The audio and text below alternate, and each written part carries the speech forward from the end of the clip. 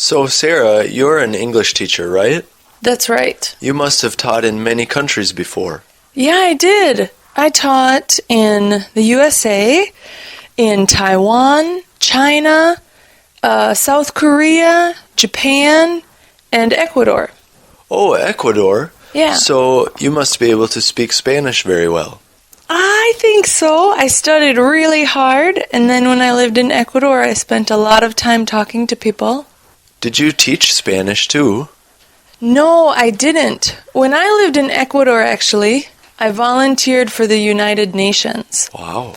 And I taught families, and they were being relocated to Canada because they were fleeing the drug wars of Colombia. Wow. So I felt very badly for these families, but they had a really bright future, so that was good. But then one week, I had a couple of families, and they were being relocated to Sweden.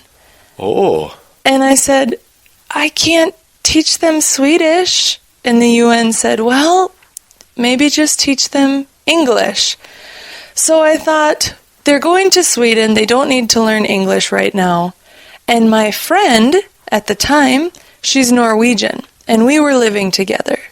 And every day, she helped me to learn a little bit of Swedish, just enough for one class, so that I could teach these families some Swedish. You were teaching Swedish language? Yes. You are an English speaker. Yes. You lived in Ecuador. Yes. And a Norwegian person taught you Swedish. Yes. So you could teach Swedish to people from Ecuador. From Colombia, currently living in Ecuador. So they could move to Sweden. Yes. And you did this as a volunteer. Yeah. I wanted to help people. So I moved to Ecuador and I got a volunteer job with the United Nations to help teach people, but I never thought I would be teaching Swedish. Wow. Yeah, it was a lot of fun. I would like to try that someday too. You can do it.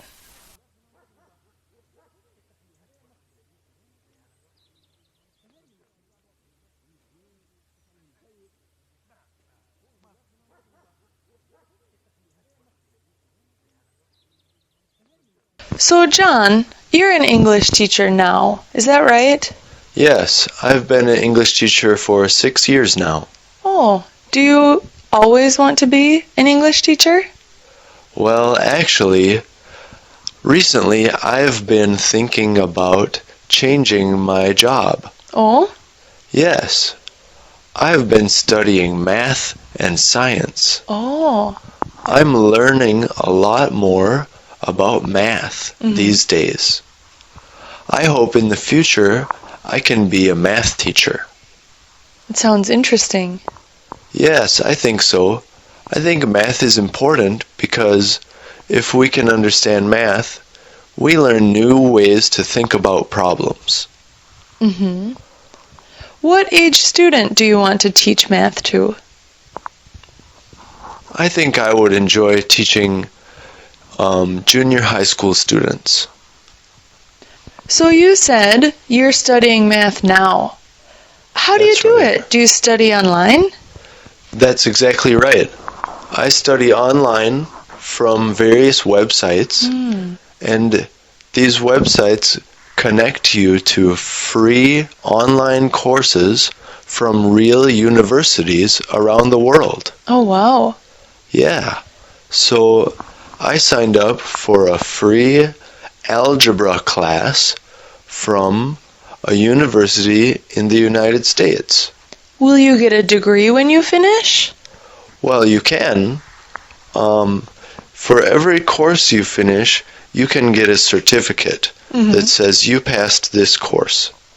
And if you sign up for a series of courses, you can get a certification in a field like math or science. Oh, really? And it's all online? Yeah, and it's not only math or science. You can choose any field you want. I've been thinking of studying Spanish language there, and you can study computer programming, or history, or law. Oh, interesting. Maybe I'll try it. You should. They have different types of classes. You can study by yourself, by watching videos, or you can even have an interactive class with a real teacher, and you can meet through video chat.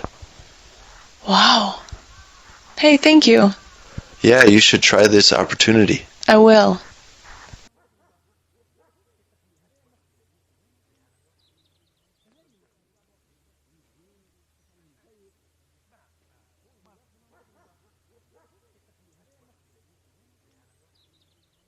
So Viduri, could you talk about another interesting place in Indonesia? Oh, Indonesia also famous for its cultural heritage. One I can mention is Borobudur Temple. Do you know that? Borobudur Temple. Yes. I have heard about it. I heard that temple is a World Heritage Site. Yes, it is. And this one, different with Bali, this one is for Buddhism. I see. So it's very huge, and you can see a lot of stupa there. Oh, so this is a Buddhist temple. Yes, it is. And roughly how old is this place? Wow, I can't remember the exact number, but it is very, very old. We even make some. Conservation? There are a lot of conservations for this place because it destroyed before because of the earthquake. So I think this is very, very old. I can't even remember the name of the king who made this temple, but this is very old. So this is a very famous place. Yes, it is. Is it beautiful? Yeah, because the scenery around it is very beautiful. If you want to go there, you have to climb some hills. So the way there is very beautiful. You can get there by a local car. You can rent a car, and then you can enjoy the view first before you go there. Once you get there, you can climb all the temples up to the top, and you can enjoy the view again. Oh, it seems like a very nice place to go trekking as well. Yes, it is. I see. So Viduri, so you talked about Bali and Borobudur. Yes. Bali has a Hindu kovil, and Borobudur has a Buddhist temple. Yes, so different. So could you talk about another place of Indonesia, a very famous place? Oh, another famous place is Komodo Island. Have you heard that? Komodo Island. No, this is the first time for me to hear about Komodo Oh, Island. Komodo Island. So this Komodo Island, Komodo is an animal. This is a very rare animal. I see. I don't think you can find Komodo in other place but Indonesia.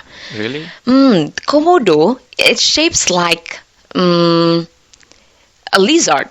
I see. Yeah, it's like a lizard, but it's very huge. You know, the size is like lion size. Oh, Yes, so it big. is so big. Is it a dangerous animal? Yes, it is. You cannot touch them.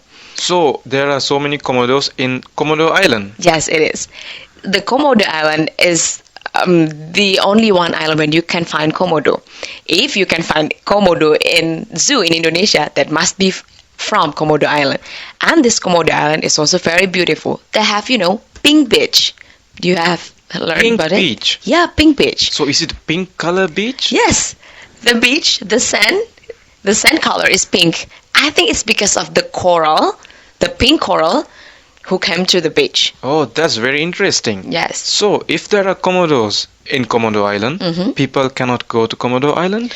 Nah, if you go to Komodo Island, you have to be guided with a tour guide because you cannot touch them. You can only see the Komodo from a distance. Oh, I see. That's really interesting. Yeah. Komodos and pink beach. Yeah. Thank you very much for the information, Yeah, Viduri. thank you. You have to go to Indonesia. I will definitely. Please be my tour guide. Okay.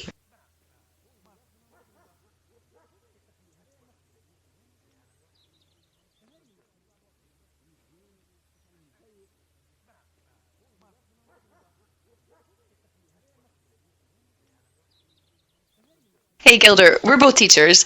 I have a question. Have you ever caught a student cheating on a test?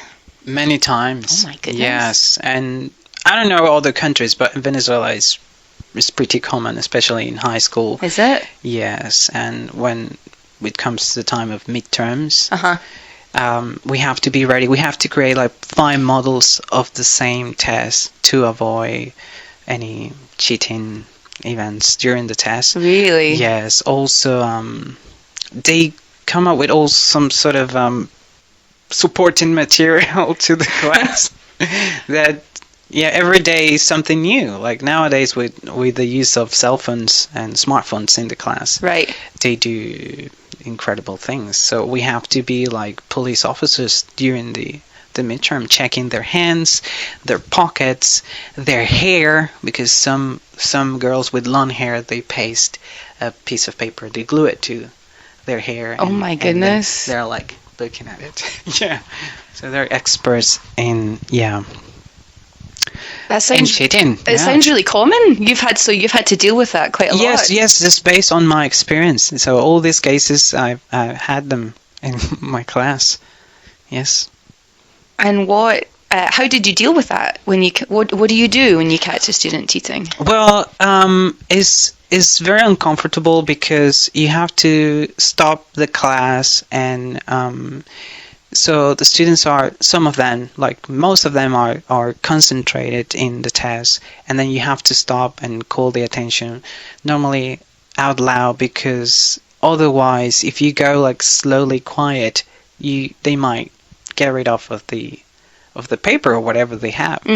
So yeah, but then you kind of got used to, and you just ask them to leave the classroom. But nowadays with the law, there's a new law regarding teenagers and children in Venezuela. So if you caught student with a piece of paper cheat, you have to take it from him or her and then ask them to continue with the test. Okay. Or just like eliminate those parts with the answers that person had on the paper. Yeah. Sounds like you're still giving them an opportunity to continue. Yes, exactly. Although like you feel really upset, you kind of understand, like, okay, give me that and please continue, do your best. This is what we are supposed to do. Yeah.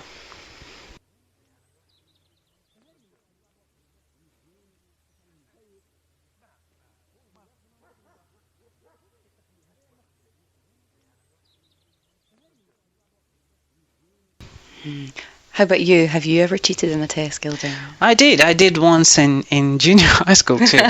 Probably I was 12 or 13. I remember these tests about arts, plastic art, something like that, a subject. And I forgot. And when I got to school and everybody was telling me, oh, today we have a test, I was like, oh no, I didn't have time to study.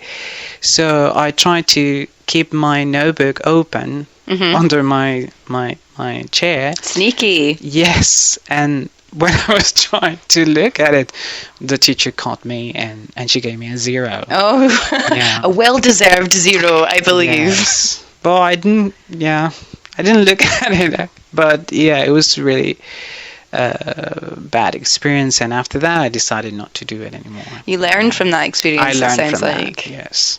You know, once actually it's better to, if you approach the teacher and you say, oh teacher, I didn't have time to study, or I forgot, is there any chance I could take this test later? Maybe they might consider your request, if you are a good student, of course. Yes, that depends on your attitude leading up to the test, doesn't it? Exactly. I mean, if you're a terrible student, a teacher's not likely to give you a chance, I think. How about you? Well, not exactly cheating, but once in an exam in university, I had a nosebleed all over my exam paper. Oh, and I just stood up and left. I was a bit upset, and I stood up and I left, and I just went home and didn't deal with that appropriately. And the examiner obviously got worried because she stood up and realised my exam paper had blood on it. So she called my house looking for me, and I had to resit the test, the exam in at the end of summer. Okay, but so it was a biological sort of yes. pass, I guess. Interesting. Bit disgusting, really, isn't it? For the poor examiner to be met with. You should have taken with you the test instead of returning with your blood on it. Yeah, I should have taken it, shouldn't I? But maybe I would be accused of cheating if I did that. Yeah. Well, that happens though. I've seen students with nose bleeding.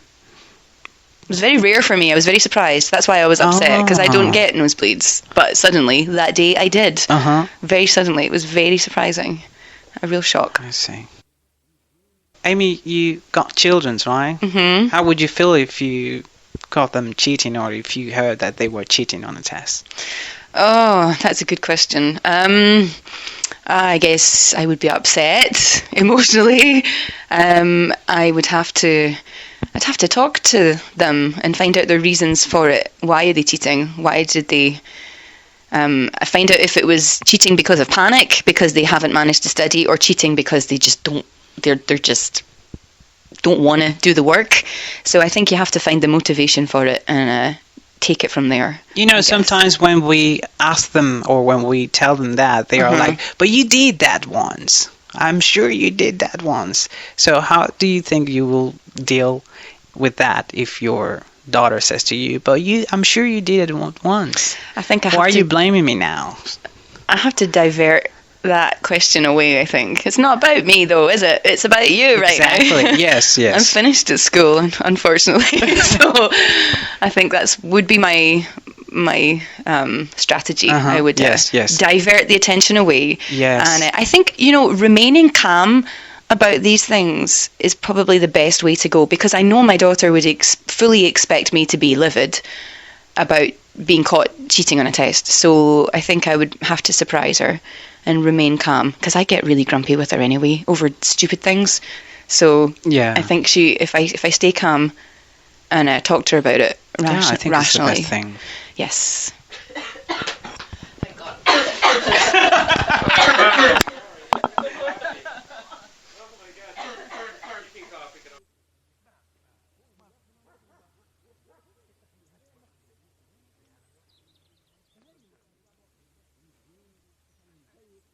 So what are 3 foods that you absolutely have to have, that you can't live without?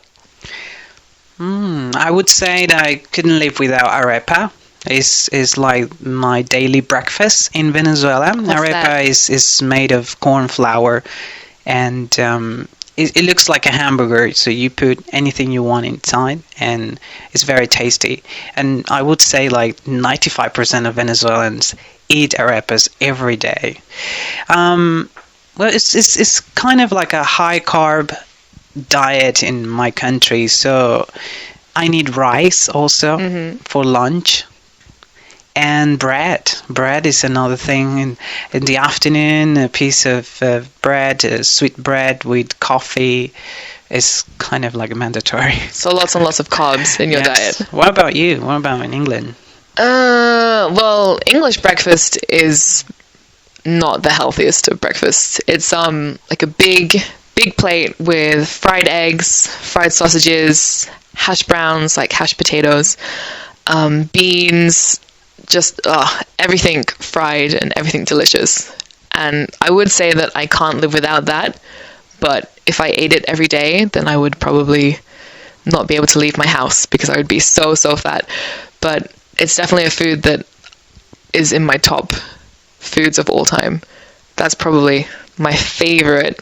But recently I've been eating lots of tofu as breakfast. Okay. Yeah, so a little bit of tofu, a little bit of soy sauce just for breakfast, which is just, it's a bit of a boring breakfast, but it's really healthy, I guess. So I've been eating that a lot every day.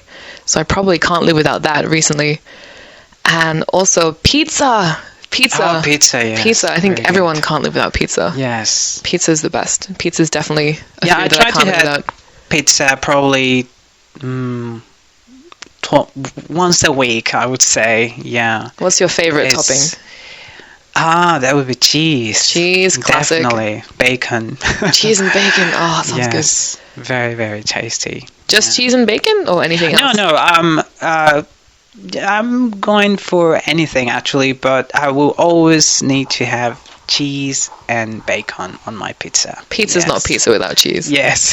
Has to have cheese. Now, what else do you have? So you said tofu, pizza. What other food can you live without? Well, my grandma is part Italian. So we have lots of like pasta and lasagna in our family. Good. So I try not to eat a lot of pasta because I'll get really fat. But pasta is definitely something that I can't live without. Yeah, Italian So good. food, so good. Yeah. And again, lots of cheese. Yeah, we also do a lot of lasagna. But, well, we call it pasticcio. Pasticcio. It's a different name, but it's the same lasagna, and it's also very tasty. So yeah. good. But So like a high-carb real food. real comfort food, isn't it? Lasagna. Yeah. Oh, so good. So, what would you say is your comfort food? My comfort food. That would be arepa again. Yeah, definitely. You said you can have lots of like fillings in that. Yes. So my favorite would be black beans with cheese inside. It sounds a little bit like a mix-up of things, but it's really, really tasty. We do eat a lot of black beans every day in Venezuela. Yeah. It's very common. What about you? My comfort food, I can't eat it as much as I would like to these days, but it's probably my mom's spaghetti bolognese. So good. It's so good. Like lots of pasta, lots of tomato, lots of herbs, lots of cheese. Sounds good. Oh, it's amazing. I would like live with my parents if it meant I could have spaghetti bolognese every day. So good. So tasty. Ah, but yeah, it's the best. Nice. It's the best.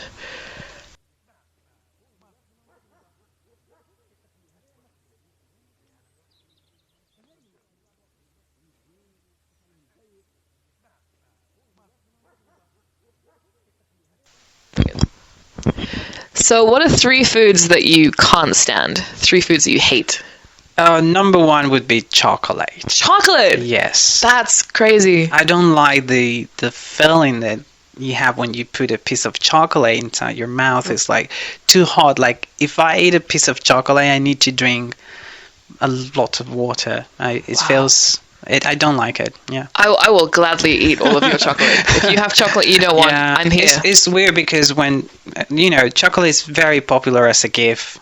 Somebody's always giving you chocolate, and I take it because I don't want to say everybody like I hate chocolate actually. But yeah, what about you? What's something you don't really like? Well, I have something I don't like that I think is really popular, and every time I say I don't like it, I always get the same like what kind of reaction. But I don't like ice cream. What? Yeah. I don't like ice cream.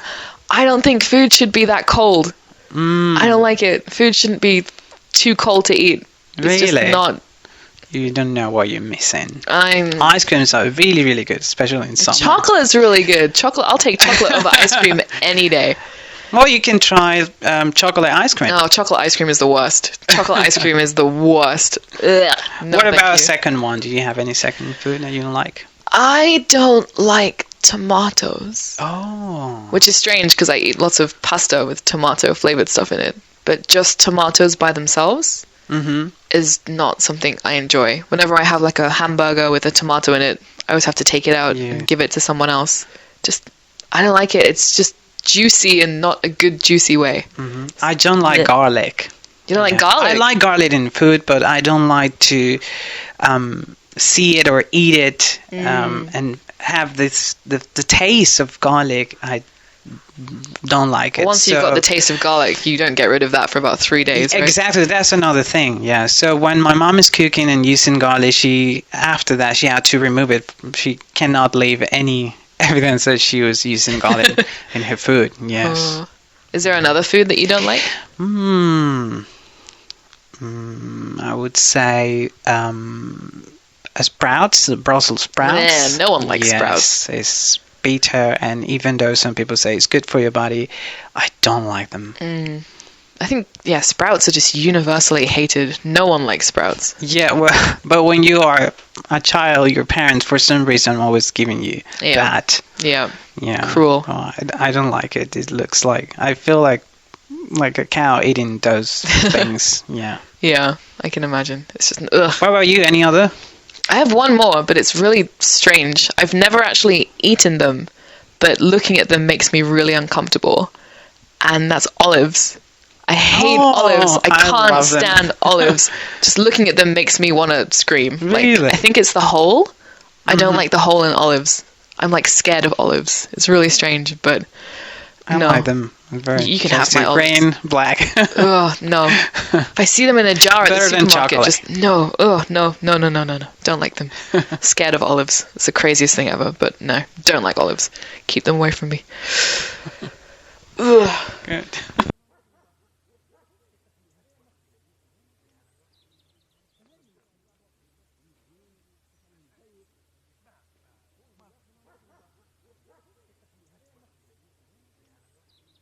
So imagine that I was going to go to Venezuela. What are 3 things that I absolutely have to see if I go there? Well, it depends where you go, but if you go to Caracas, the capital, definitely visit the wealthy side of the city. You can go shopping. They're very nice shopping malls, and also you have to go to the disco. There are so many nightclubs. Nice. Enjoy salsa.